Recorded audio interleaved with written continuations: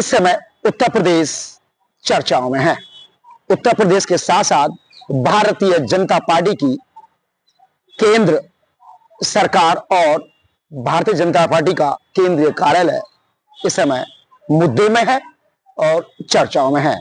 चर्चा का कारण है उत्तर प्रदेश एवं देश के राष्ट्रीय अध्यक्ष का चयन।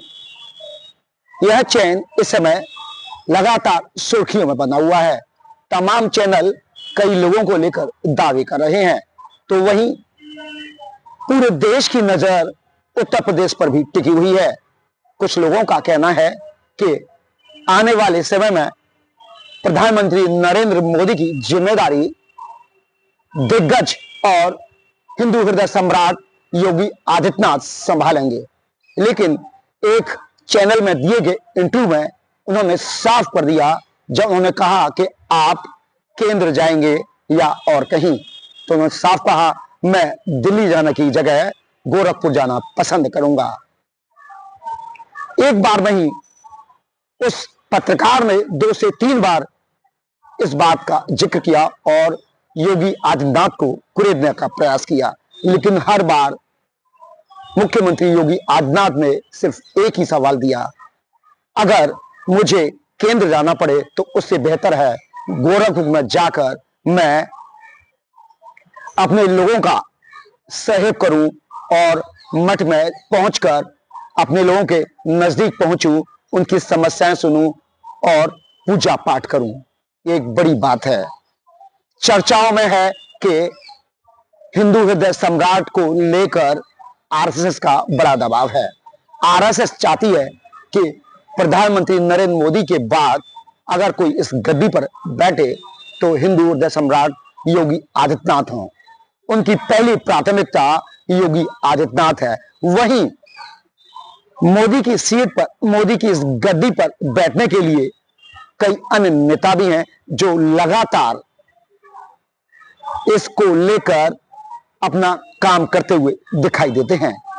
इसमें एक बड़ा नाम है देश के गृह मंत्री अमित शाह का। लगातार अमित शाह भाजपा के लिए एक तुरप का कहे जाते हैं, चाणक्य कहे जाते हैं। लगातार दावा किया जा रहा है, कई खबरों के माध्यम से, कई चैनलों पर दावा किया जा रहा है कि अगर कोई मोदी के बाद नेता है जो भाजपा की कमान संभाल सकता है और भाजपा को मोदी के जो दिशा निर्देश हैं या उनकी सीख है या उनके नेतृत्व में जो भारत में आगे बढ़ने का काम किया है, तो वह अमित शाह हैं। लेकिन इसको लेकर आरएसएस अभी तक कोई भी टिप्पणी करने से बच रही है।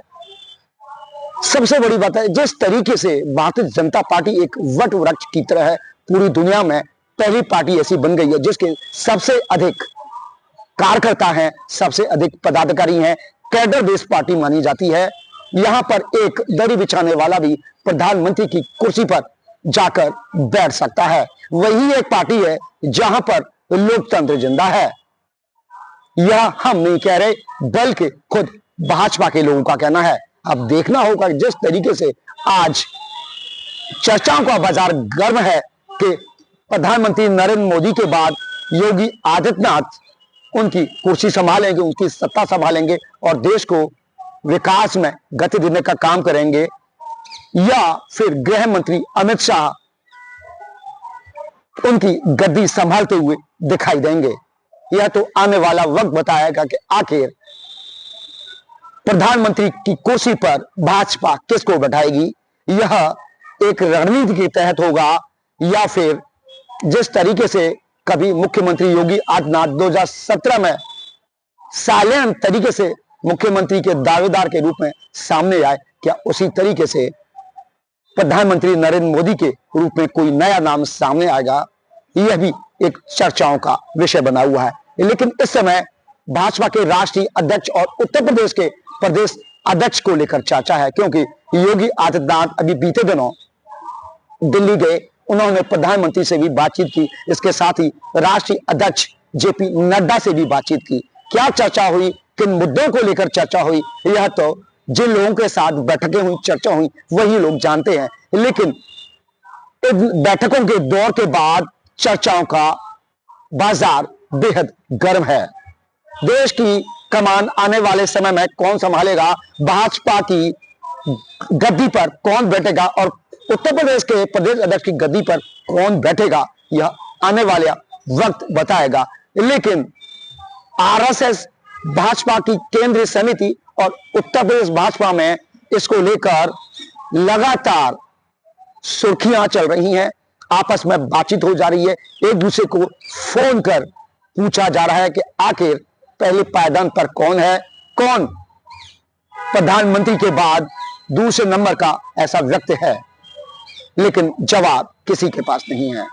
अब देखना होगा कि दूसरे नंबर पर कौन नेता सामने आता है, राष्ट्रीय अध्यक्ष की कुर्सी पर कौन बैठता है और प्रदेश अध्यक्ष जिसको लेकर लगातार चर्चा है कि योगी आदित्यनाथ की ही कोई ऐसा नेता होगा जो उनकी सहमति के बाद ही यहां पर अध्यक्ष बनेगा।